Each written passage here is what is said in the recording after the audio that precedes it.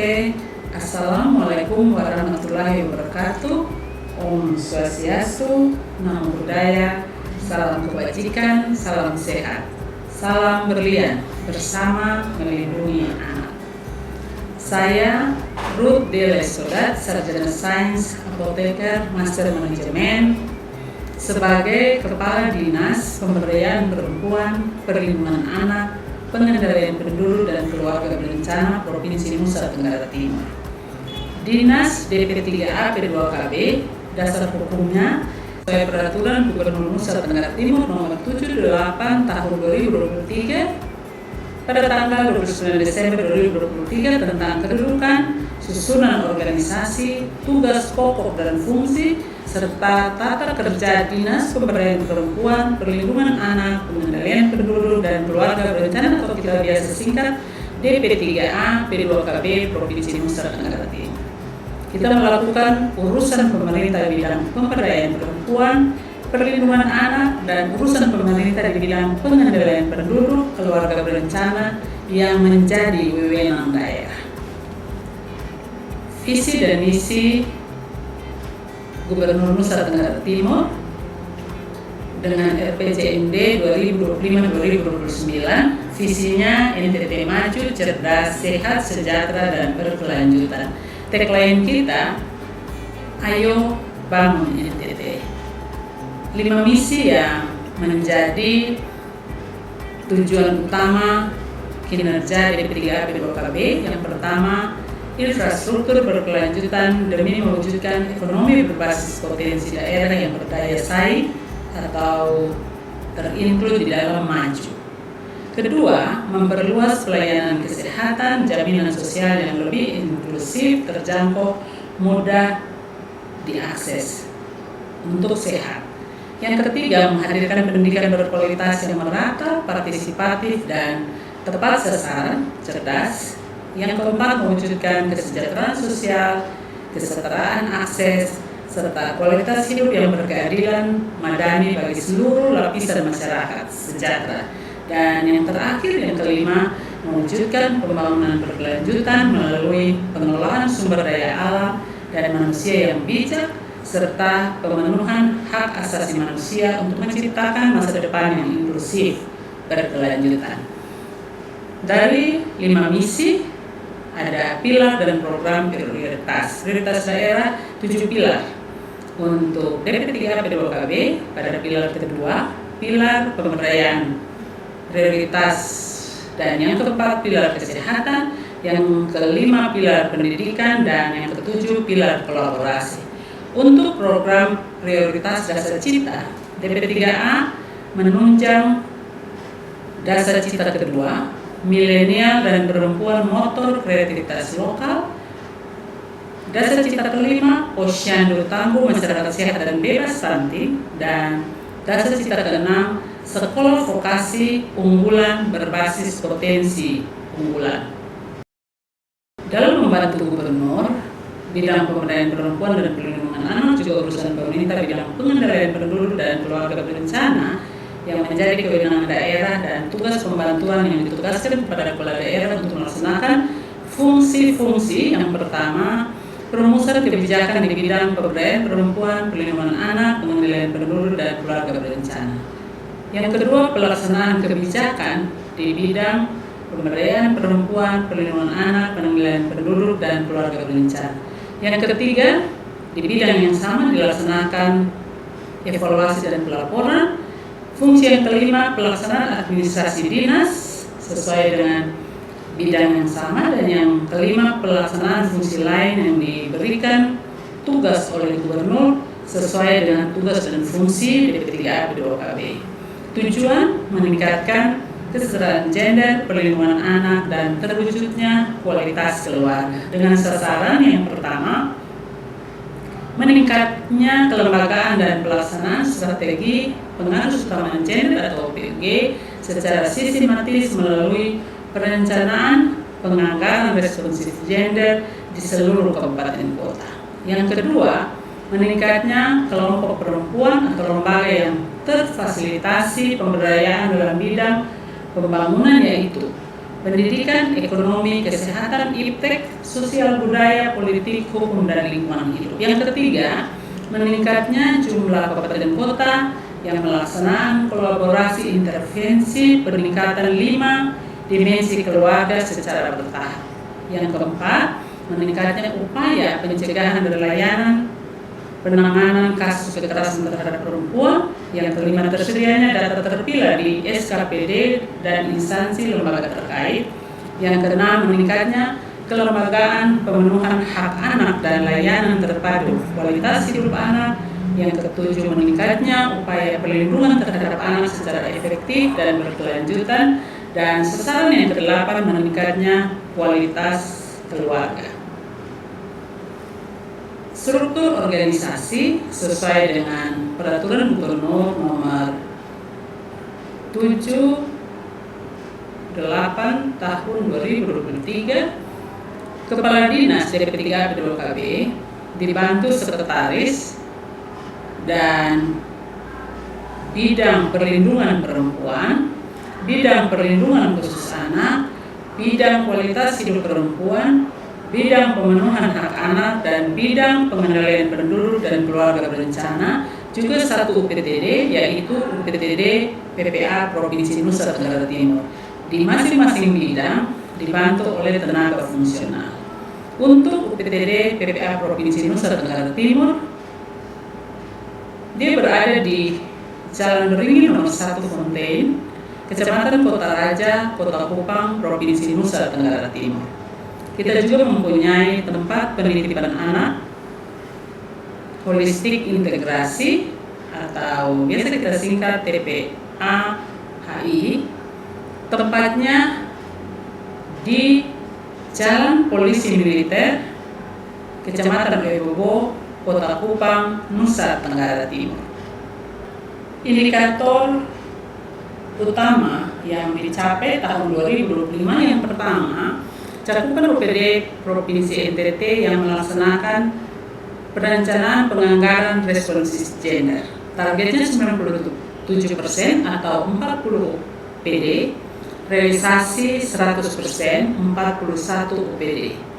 Yang kedua, presentasi jumlah kasus kekerasan terhadap anak yang ditangani sesuai standar, targetnya 95%, realisasi 100%, atau yang dilayani 796 korban yang dilayani. Yang ketiga, presentasi jumlah kasus kekerasan terhadap perempuan yang ditangani sesuai standar, target 95%, realisasi 100%, atau 744 korban dilayani. Yang keempat, cakupan kabupaten kota yang melaksanakan tahapan intervensi peningkatan indeks kualitas keluarga, targetnya 82%, realisasi 82%, atau 18 kabupaten.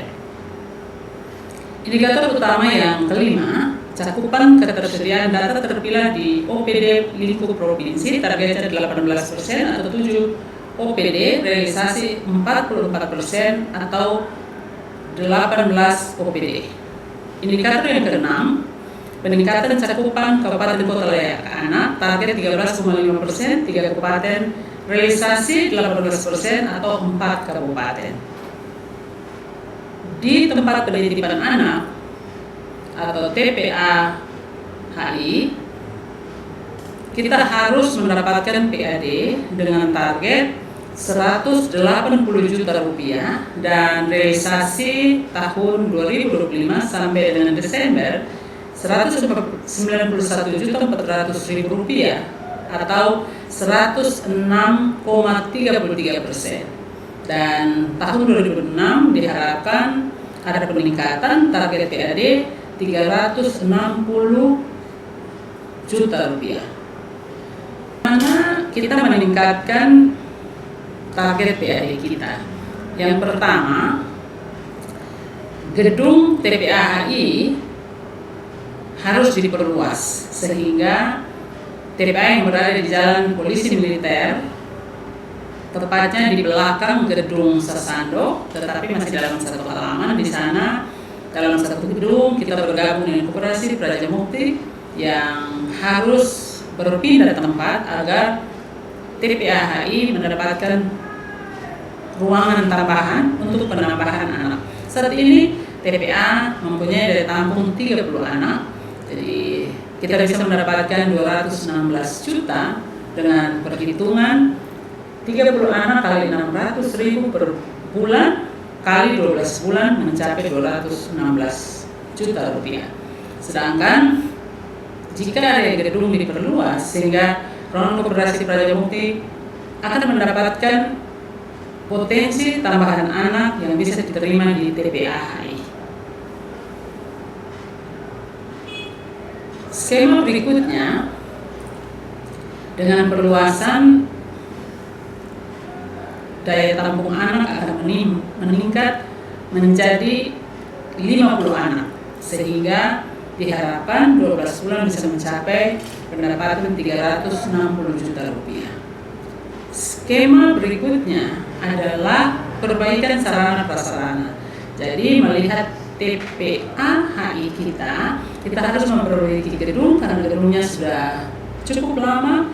Playground outdoornya juga harus diperbaiki sehingga kita membutuhkan 608.196.283 rupiah untuk tahap pekerjaan gedung dan tahapan pekerjaan playground.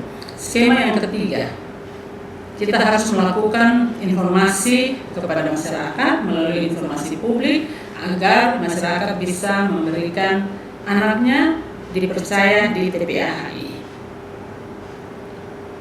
Pemerintah Provinsi NTT melalui DP3 PDWKP hadir untuk melindungi masyarakat khususnya perempuan dan anak. Kekerasan bukanlah urusan privasi atau aib keluarga, melainkan pelanggaran hak asasi manusia yang harus dihentikan bersama. Jangan takut untuk melapor. Melapor adalah langkah awal menuju pemulihan dan pemutusan rantai kekerasan. Kami mengundang masyarakat untuk memanfaatkan layanan call center bebas pulsa Sapa 129, cukup dengan menekan angka 129 atau WhatsApp ke nomor 08 111 129 129 atau boleh datang langsung ke kantor PTD PPA Provinsi Nusa Tenggara Timur yang beralamat di Jalan Beringin nomor 1 Kelurahan Fontaine Kupang. Petugas kami siap untuk melayani. Moto kami DP3 PDWKP, perempuan berdaya, anak terlindungi, keluarga berkualitas.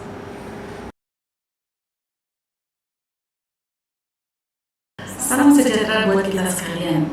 Perkenalkan, nama saya Endang Susilowati Lerik. Saya adalah Sekretaris Dinas Pemberdayaan Perempuan, Perlindungan Anak, Pengendalian Penduduk dan Keluarga Berencana Provinsi Nusa Tenggara Timur.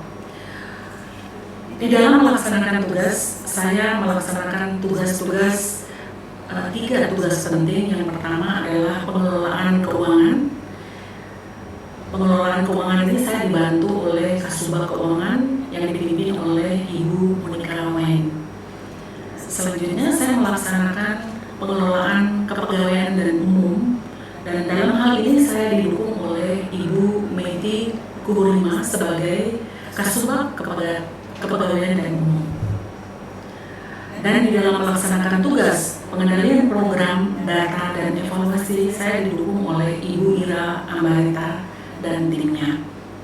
Dan saya juga melaksanakan tugas pelaporan, dalam hal ini pelaporan indikator dinas dan juga pelaporan pelaksanaan tugas dari Unit Pelaksana Teknis Daerah Perlindungan Perempuan dan Anak yang adalah institusi di bawah dari dinas kami. Selanjutnya, sumber daya manusia yang ada di dalam DP3A dinas kami ini ada jumlah 101 orang dengan komposisi PNS 40 orang, CPNS 34 orang yang baru masuk tahun 2025, dan ada P3K 27 orang. Dengan komposisi 34 orang PNS, 25 orang CPNS, dan 15 orang P3K. Di UPTD PPA ada 6 orang PNS, 9 orang CPNS, dan 12 orang P3K.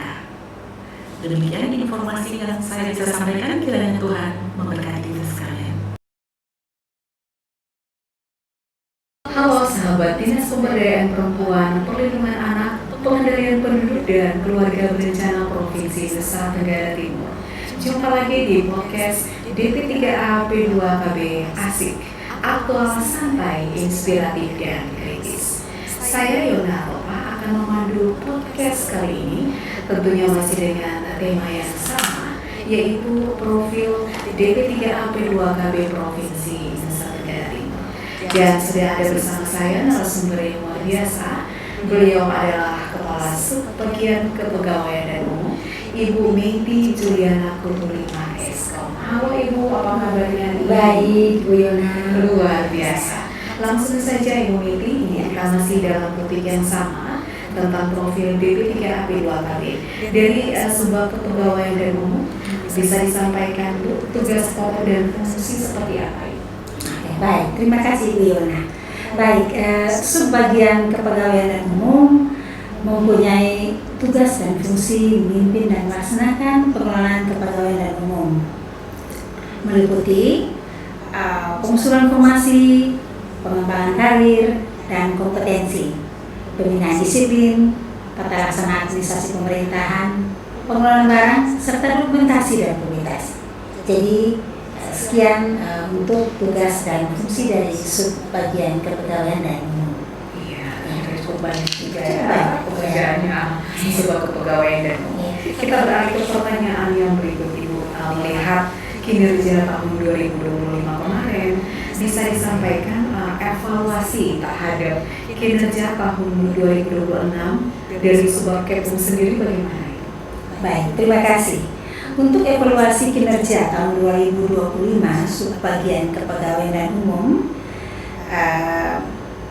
tahun 2025 mendapatkan anggaran sebesar 11.391.343.222 rupiah. Nah, untuk realisasinya 8.200.750.566 atau 71,99%. Itu persentasenya ya lumayan ya. Baik. Untuk kegiatan-kegiatan di Subbagian Kepegawaian Umum yang menjadi tanggung jawabnya, ada beberapa kegiatan besar, yaitu ada 6 kegiatan. Oke, baik. Ada administrasi kepegawaian, persentasenya 91,12%. Ada administrasi umum perangkat daerah, ada 69,05%. Pengadaan barang milik daerah penunjang urusan pemerintah daerah itu sekitar 70,25%. Penyediaan jasa penunjang urusan pemerintah daerah itu realisasinya 89,80%. Ada pemeliharaan barang milik daerah penunjang urusan pemerintah daerah itu realisasinya 68,80%, dan ada fasilitasi keprotokolan itu 100%. Baik, ada pun evaluasi yang bisa saya sampaikan di sini secara rinci ya. Ada pelayanan data dan informasi. Nah, itu untuk penginputan data kebutuhan pegawai pada aplikasi kepegawaian SIASN dan SIANJAP itu telah terverifikasi 100%. Ya, 100%. Untuk pelayanan kenaikan pangkat dan jabatan, itu tahun 2025 DP3 P2KB ada 5 orang yang mendapatkan kenaikan pangkat. Ya, ada 1 orang untuk ujian dinas dan 22 orang mendapatkan kenaikan gaji perkara. Untuk pelayanan pengangkatan status dan status kepegawaian. Nah, pada tahun 2025 DP3A P2KB mendapatkan 32 orang CPNS. Cukup banyak ya, sangat-sangat bersyukur karena sangat-sangat kita sudah sangat membutuhkan tenaga. Ada P3K tahap 1 juga 22 orang, ada P3K tahap 2 juga 5 orang. Ya. Untuk pelayanan pensiun dan masa prapensiun, tahun 2025 ada 2 orang yang mendapatkan pensiun atau sudah pensiun ya, ada 2 orang, dan 1 orang mengambil 1 orang mengambil MPP. Oke. Baik, untuk evaluasi pelayanan berikutnya yaitu pelayanan cuti dan izin pelajar atau tugas belajar. Ada 15 orang yang mengambil cuti dan 1 orang yang mendapatkan tugas belajar ke Australia. Ini menjadi motivasi buat teman-teman yang lain ya. Oke. Baik, untuk pelayanan disiplin pegawai, ya kami sangat konsen untuk disiplin pegawai ya, punishment-nya kami sangat konsen untuk itu. DP3A rutin mengadakan sidak disiplin ke bidang-bidang, ke ruangan-ruangan untuk melihat bagaimana disiplin masuk keluar kantor, disiplin dalam berpakaian seragam, ya sehingga kami sangat konsen begitu. Tetapi ada juga reward, ya. Kami melakukan pemilihan pegawai teladan, ya. Jadi yang diambil dari rekapan per bulannya. Jadi kami juga melakukan pemilihan pegawai teladan. Baik, untuk pelayanan penilaian kinerja, ya, penginputan dan evaluasi kinerja pada aplikasi si kinerja kami DP3A, kita di DP3A mendapatkan kategori sangat baik. Ya, luar biasa. Ya, untuk pelayanan pengembangan kompetensi. Nah, dari 96 ASN terdapat 21 ASN yang belum mencapai 20 jam pembelajaran. Nah, ini menjadi concern kami, menjadi perhatian kami ke depan, menjadi PR kami. Ya, kami akan lebih concern lagi dalam mendorong teman-teman untuk mengambil kelas-kelas di luar dari kelas-kelas yang sudah disiapkan oleh BPSDM. Kami mendorong untuk tetap mendapatkan informasi-informasi terkait peningkatan kompetensi SDM. Ya. Nah, ada 7 orang untuk P3K dan 1 orang tahap 2, P3K tahap 1 yang 14 orang itu memang masih perlu kita untuk dorong ke depan, ya, lebih concern lagi ke peningkatan kompetensi SDM. Untuk pelayanan kesejahteraan pegawai, nah itu 100%, kita tahu kita semua sudah dapat TPP, kita bersyukur ya, kita bersyukur kita masih mendapatkan TPP, yang sudah lakukan 100% realisasinya. Untuk pelayanan aksi kepegawaian, nah ini kami juga concern terhadap penataan berkas arsip, ya. DP3A memang sudah masuk juga menjadi pilot projectnya untuk ya pemerintah provinsi mendapatkan tamu dari Badan Sandi, ya, Badan Andri, ya. Jadi kami juga terpilih untuk mendapatkan kunjungan dari Badan Andri karena kita mempunyai penataan arsip dinamis yang cukup baik, ya. Oke. Arsip digital kita juga sudah kami kerjakan dengan baik. Ada 1.539 berkas arsip digital kita. Banyak juga ya Ibu. Cukup banyak, ya. Kita lanjut ke evaluasi kinerja layanan administrasi umumnya. Ini juga kita banyak pencapaian yang cukup baik, ya. Untuk survei kepuasan dari triwulan 1 sampai triwulan 4, ya, kita mendapatkan kategori yang sangat baik. Survei kepuasan, ya. Jadi dari pelayanan yang ada, selain di dinas, kita punya UPTD dan DPA, yaitu rata-rata sangat baik, ya, sangat baik. Untuk penggunaan aplikasi Srikandi, nah kita juga mendapatkan urutan ke-28 untuk penggunaan aplikasi Srikandi. Nah, ini memang kita masih perlu terus mendorong teman-teman. Setelah ini ada peningkatan kompetensi SDM untuk teman-teman. CPNS yang masih baru, yang memang belum pernah menggunakan Srikandi akan kita lakukan. Dari ke depan semuanya sudah bisa mengaplikasikan. Oke, untuk kerjasama mitra, nah ini yang menjadi ya primadona kita, ya, karena sangat-sangat membantu kita. Selain memang ada program-program kegiatan kita yang didanai langsung oleh APBD, tetapi juga mendapat dukungan dari mitra. Ya, ada tercatat di kami ada 28 mitra kerja. Ya, terlalu banyak, ada UNICEF, Child Fund, Save the Children, dan masih banyak lagi. Ya, masih banyak lagi. Selain LSM 2 dan juga LSM semua itu aktif di tahun 2020. Ya. Nah, Dan kami akan tetap mendorong mungkin di 2026 lebih lagi dari 28 mitra ini. Ya, kami yakin kalau kita punya niat baik, kita selalu bekerja sama dengan pihak-pihak dalam rangka pelaksanaan pelayanan buat masyarakat kita. Oke. Yang berikutnya ada advocacy. Masih ada lagi. Ini advocacy memang merupakan salah satu kinerja dari pimpinan OPD kami. Memang masih belum mencapai target, tetapi kami cukup berusaha untuk kalau bisa di 2026 nanti kita akan bisa mencapai target. Ya, kami berusaha untuk semuanya bisa dilakukan melalui advocacy. Ya, untuk belanja barang dan jasa. Untuk kinerja pelayanan publik, nah ini sangat-sangat baik ya. Kita juga mendapatkan kategori B ya. Ini merupakan pencapaian yang cukup luar biasa dari teman-teman. Ya, ini merupakan dukungan dari semua bidang dan UPTD. Itu juga TPA, teman-teman semua sangat mendukung sehingga pelayanan publik kita ke depan semakin baik. Di sini nampak kerjasama yang baik dengan sesuatu yang tepat sekali. Ya, tepat sekali Bu Yona. Baik. Untuk tingkat kematangan organisasi, nah ini kategori yang sangat memuaskan tahun 2025.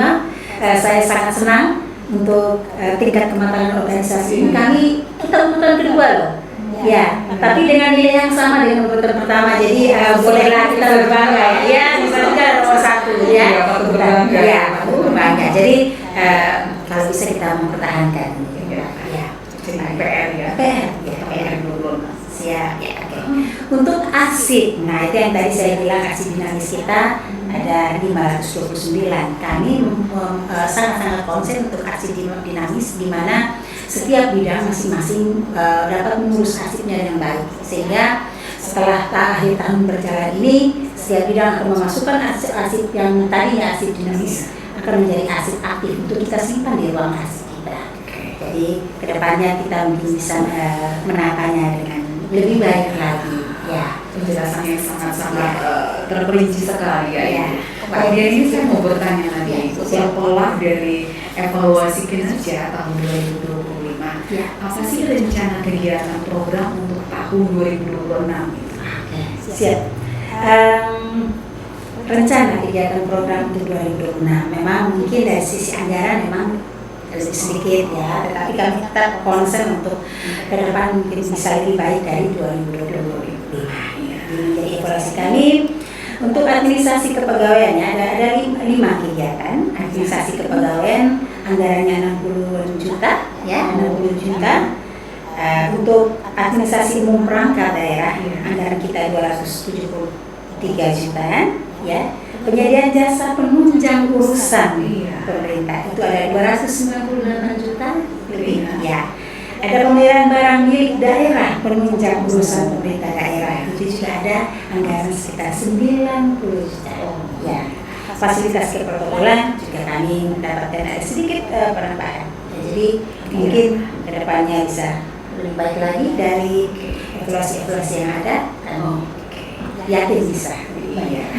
Lalu ini pertanyaan saya yang terakhir ya, apakah dalam menjalankan program di sebagian kepegawaian umum itu sendiri, adakah inovasi-inovasi yang dilakukan? Baik, terkait inovasi ya, memang kami sangat berbangga untuk DP3AB, 2AB, khususnya untuk subbab kepegawaian umum sampai detik ini kami masih konsen dengan inovasi ya. Dia masih berjalan terus karena memang itu sangat penting bagi kebutuhan ASN pada DP3AB, 2AB. Apa sih inovasinya? Inovasi subbagian kepegawaian umum yang sampai detik ini masih aktif adalah yang pertama Nusacare. Nusacare. Ya, inovasi Nusacare itu terdiri dari inovasi senam jantung sehat. Ya, inovasi senam jantung sehat itu dilaksanakan sebanyak 2 kali dalam seminggu. Jadi ini merupakan senam rutin yang wajib untuk dilakukan, yang wajib untuk diikuti oleh kita semua. Karena apa? Berdampak bagi kita semua. Karena kalau kita sehat pasti juga kinerja kita lebih baik. Ya.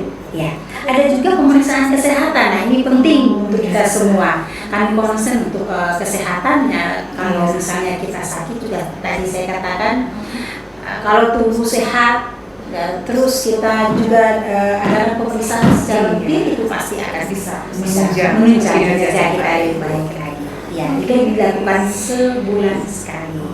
Bisa juga ada bisa lebih dari 1 kali dalam sebulan. Ya, kami ada pemeriksaan misalnya ada tes gula darah, ya tes asam urat dan kolesterol. Kami untuk ini juga memang sangat konsen untuk ini. Baik, ada juga inovasi K3 ceria. Masih ada lagi K3 ceria.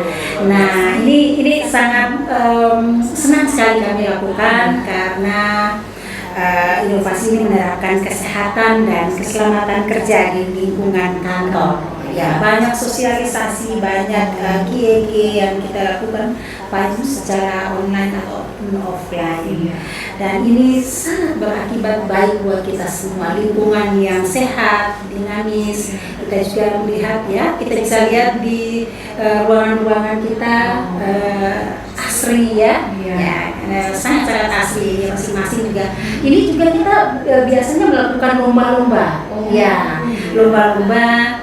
Jadi inovasi yang dilombakan antar bidang, kita merias ruangan dengan tanaman-tanaman hidup sehingga sirkulasi udara juga sehat ya, lebih baik. Jadi dan untuk ini juga ya, selain memang untuk kebutuhan kesehatan kita, DP3A juga diikutkan dalam lomba tingkat nasional.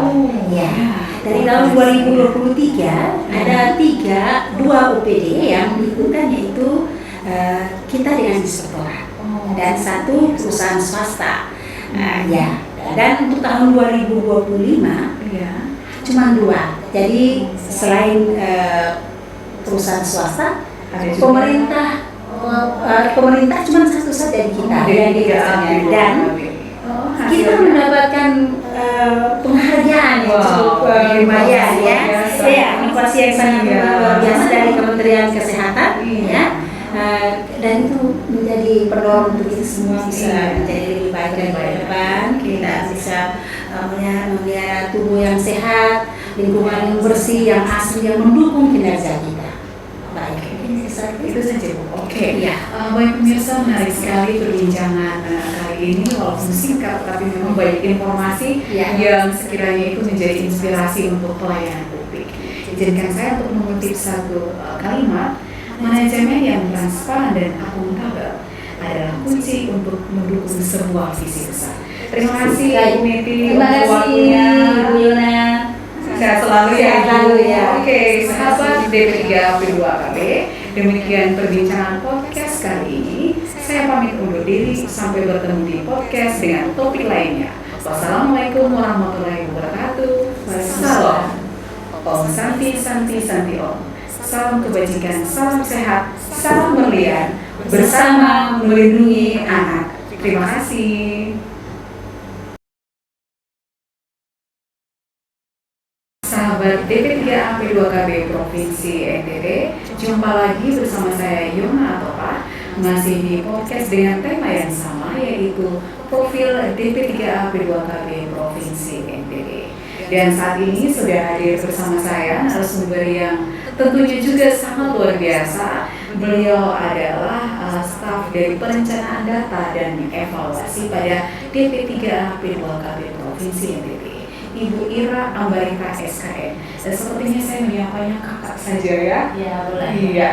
Baik Kak Ira, saya langsung saja ke pertanyaannya. Pertama, bisa diceritakan untuk PDE sendiri, tupoksi dan tim kerja perencanaan data dan informasi seperti apa Kak? Baik, terima kasih Kak Yona. Jadi kami tim perencanaan data dan evaluasi mempunyai tugas yaitu penyusunan perencanaan, pengumpulan dan analisis data, pelaksanaan monitoring dan evaluasi kinerja yang dilakukan secara bertahap, serta ada pelaporan capaian yang bertujuan memastikan program berjalan efektif sesuai target, mengidentifikasi segala kendala yang terjadi dalam pelaksanaan program, dan tentunya itu dapat menjadi bahan untuk pengambilan keputusan untuk perbaikan yang berkelanjutan. Oke. Kalau memang demikian, berarti saya lanjut lagi ke pertanyaan yang berikut. Dari tupoksi tadi, lalu bagaimana realisasi program tahun 2025 kemarin dan capaian indikator tahun 2025? Bisa diceritakan? Ya. Jadi untuk tim PDS sendiri kami menjalankan 2 program. Ada program penunjang perusahaan pemerintah daerah, di mana kami mendapat anggaran senilai Rp200.475.903 dan pada tahun 2025 telah terrealisasi senilai Rp173.540.250 atau 86,56%. Di bawah program penunjang ini kami menjalankan kurang lebih ada 6 sub kegiatan. Bisa disebutkan Kak Ira? Ya, 6 sub ini ada evaluasi kinerja perangkat daerah, penyusunan dokumen perencanaan perangkat daerah, koordinasi dan penyusunan laporan capaian kinerja, dan ikhtisar realisasi kinerja SKPD, koordinasi dan penyusunan dokumen RKA, pelaksanaan pengumpulan data statistik sektoral, dan juga ada penyelenggaraan wali data pendukung statistik sektoral daerah.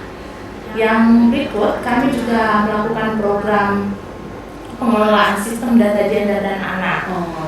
Untuk pengelolaan sistem data gender dan anak ini, kami mendapat alokasi Rp101.062.600 dan realisasi kurang lebih 6,68%. Untuk capaian indikator sendiri, kami harus mendukung indikator utama, yaitu cakupan ketersediaan data terpilah di OPD. Jadi ada target 18% atau kurang lebih 7 OPD. Kami melakukan pengambilan data terpilah kepada 20 OPD dan diperoleh 18 OPD itu memiliki data terpilah, sehingga realisasi kita itu mencapai 44% atau memperoleh capaian senilai 244%. Jadi sudah melampaui target. Ya. Untuk indikator penunjang, kami memenuhi beberapa capaian, antaranya yang pertama itu ada dokumen LKIP, LKPJ, LPPD. Itu kita memiliki deadline waktu, sehingga kita harus mengerjakan itu sebelum tanggal 12 Februari tahun 2025 dan semuanya sudah terrealisasi dengan baik. Kita juga memperoleh tingkat keterbukaan informasi publik. Tahun 2025 itu masuk dalam kategori informatif. Ya, jadi ada kemajuan di sini dari sebelumnya yang menuju informatif. Tahun 2025 kita masuk dalam kategori informatif. Ada kemajuan ya. Oke, Kak Ira. Lalu ada satu lagi Kak Yona, pemenuhan dokumen evaluasi SAKIP.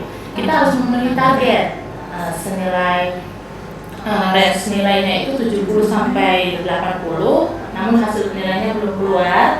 Semoga hasilnya memenuhi, karena kita sudah berusaha untuk memenuhi semua dokumen yang diminta, sehingga semoga hasilnya memenuhi target.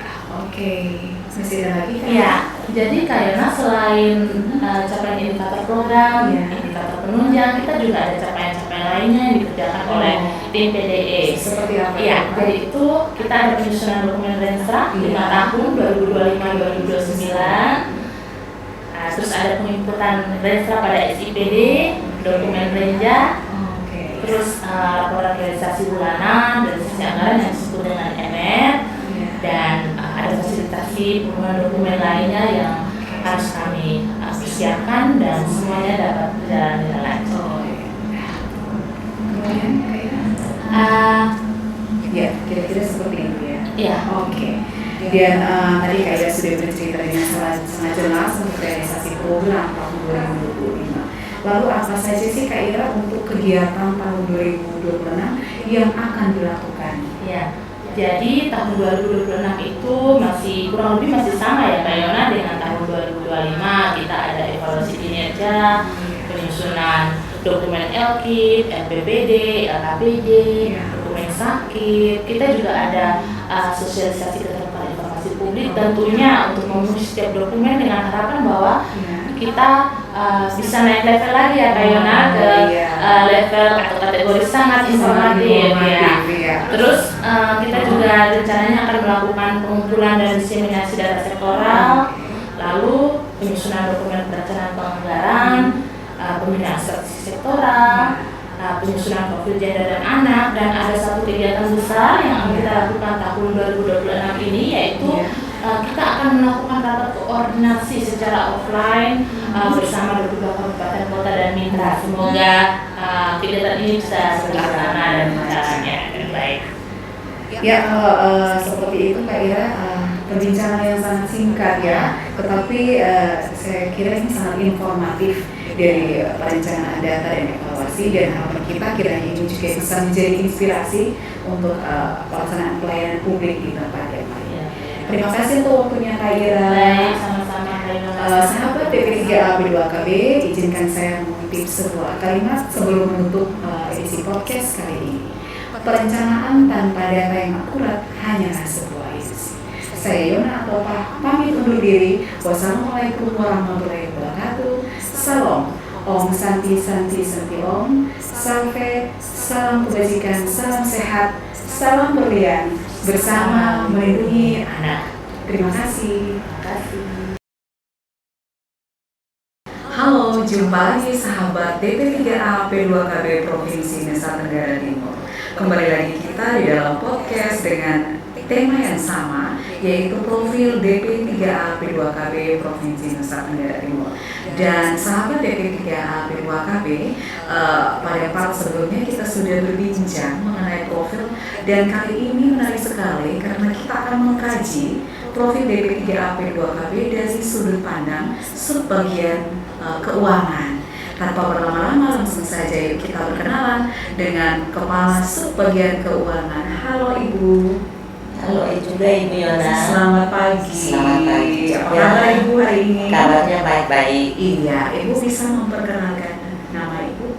Terima kasih. Saya perkenalkan, nama saya Monika Antonella Wain, Kepala Subbagian Keuangan pada Dinas Pemberdayaan Perempuan, Perlindungan Anak, Pengendalian Penduduk dan Keluarga Berencana Provinsi Nusa Tenggara Timur. Saya sapa saja Ibu Moni. Iya, siap. Iya, Ibu Moni, ini langsung saja ke pertanyaan saya. Untuk subbagian keuangan, bisa Ibu ceritakan tugas pokok fungsi dari Subbag Keuangan itu sendiri seperti apa, Ibu? Baik, terima kasih. Untuk tugas pokok pada subbagian keuangan yaitu memimpin dan melaksanakan pengelolaan keuangan yang meliputi penata usaha, perbendaharaan, penyusun neraca keuangan dan aset, serta pengelolaan sistem akuntansi dan pelaporan dinas. Oke. Dari tupoksi yang sudah Ibu sebutkan tadi, Bu, melihat performa anggaran tahun 2025 kemarin itu, bisa diceritakan realisasi program kegiatan tahun 2025 itu seperti apa saja, Ibu? Realisasi program kegiatan subbagian keuangan pada tahun 2025 administrasi keuangan perangkat daerah sebesar 6.203.785.737 rupiah. Realisasinya sebesar 5.247.881 rupiah. Berarti persentasenya sekitar berapa persen, Ibu? Presentasinya sekitar 84,34%. Hampir mencapai 100%, lumayan juga ya. Iya, untuk itu bisa Ibu rincikan kira-kira dari realisasi tadi itu dari program apa saja? Dari program kegiatan administrasi keuangan perangkat daerah di subbagian keuangan itu ada dua sub kegiatan, yaitu penyediaan gaji dan tunjangan ASN. Yang kedua, koordinasi dan penyusunan laporan keuangan bulanan triwulan semester SKPD. Penyediaan gaji dan tunjangan ASN itu Ibu bisa rincikan seperti apa? Penyediaan gaji dan tunjangan ASN mempunyai anggaran sebesar 6.208.875.737 rupiah.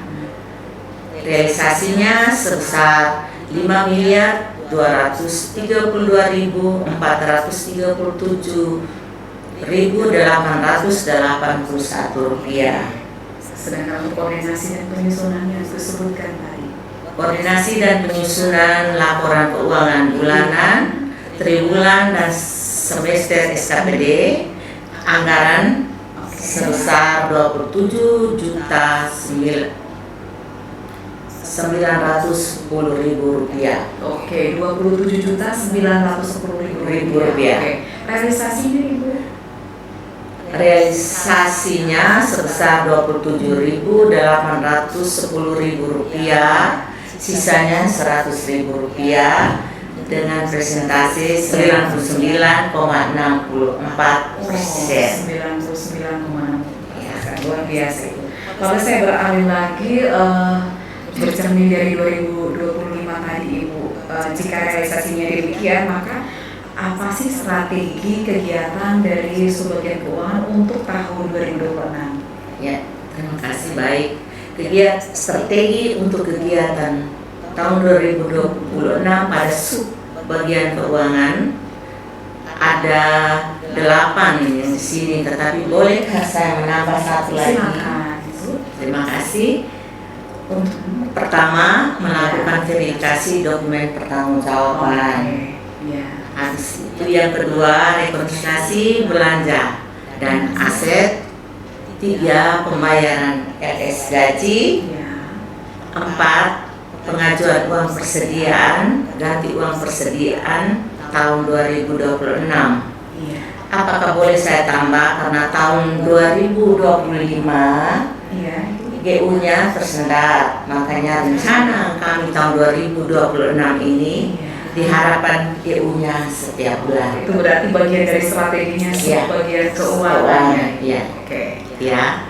5, koordinasi terkait pemeriksaan Inspektorat Daerah dan Badan Pemeriksa Keuangan. 6, memastikan sisa pembayaran kontraktual belanja modal dibayarkan karena pembangunan gedung UPTD tahun 2025 masih tersisa. Ya.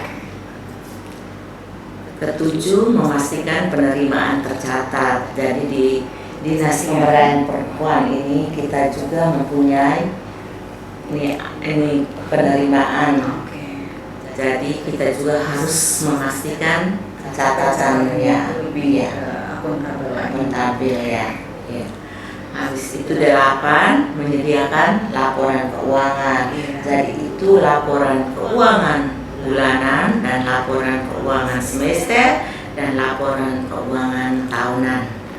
Ada 9 tambah 1 lagi. Oh iya, satu lagi Yaitu yang ke-9-nya Ibu. Ini Strateginya. ini strategi yang ke-9, ini strategi yang baru tahun 2026 sudah 20 tahun 2025 sudah mulai, tetapi pada akhir tahun.